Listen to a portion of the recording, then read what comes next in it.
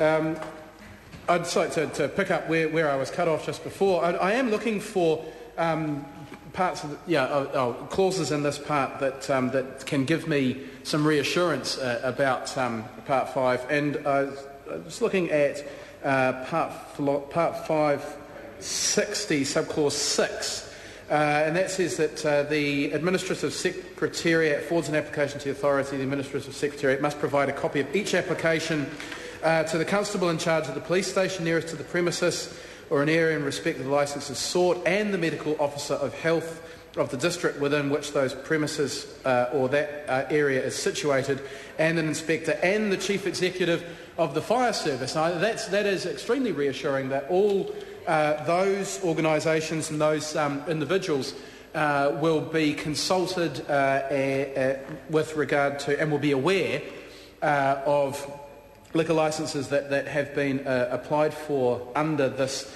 legislation. Again, I think that this is another example of how this part is doing a reasonable job of balancing the need to make venues available and to make alcoholic beverages available with the need to have a focus on public health, as Jacinda Ardern picked up on. It is somewhat unusual that this does have a fairly good public health focus, and public safety as well. And that leads me to the comments made earlier in the debate about what vessels should be used for as containers for alcoholic beverages.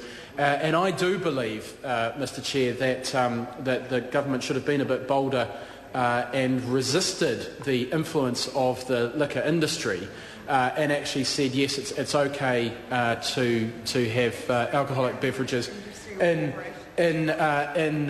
paper cups or in something other than bottles and cans, because there are numerous examples of where fans have become intoxicated. They're in a group, and that pack mentality starts to set in, and people do things that they wouldn't ordinarily do and probably feel quite ashamed about them the next day. But those vessels quickly become missiles, and they can become dangerous not just to the other people watching the matches, but to the players themselves, and potentially to people out in the streets as well. So I think they should have taken a tougher line on that. It's not unusual for this government to. I'm not allowed. I think I should be careful with the words I use, given the warnings that I got earlier in the night. But when it comes to corporations, especially multinational corporations, this government isn't inclined to stand up to them. It certainly doesn't say we have a Kiwi way of doing things. This is the way we're going to do things in this country. They pretty much just say yes to anything that any corporation will say. My colleague Jacinda Ardern is assisting me by saying that the phrase I used is not unparliamentary. That's true, but I don't really want to trifle with the chair any more than I did. I certainly wouldn't want to see Jackie Dean need to take any more points of order, lest I offend her in some way. But, Mr Speaker, I would like to move on to the supplementary order paper that is in my name, and that is to make a small amendment to subpart 3. Now, subpart 3, and specifically subclause 72(1)A, deals with the signage that a licensee is required to place in their venue.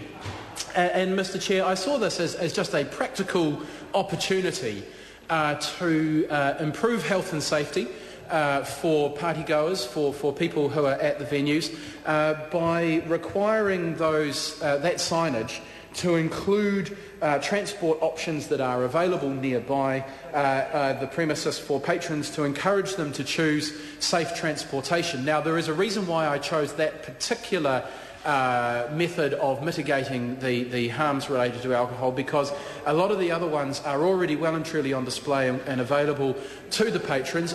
Low alcoholic and non-alcoholic beverages will be clearly visible in the premises. Food that will be required, that will be clearly visible on the premises as well. And even though venues will be required to make available to the patrons transport options to assist them and assure their safety, there is no requirement that the... Mr Chair? I call Claire Curran.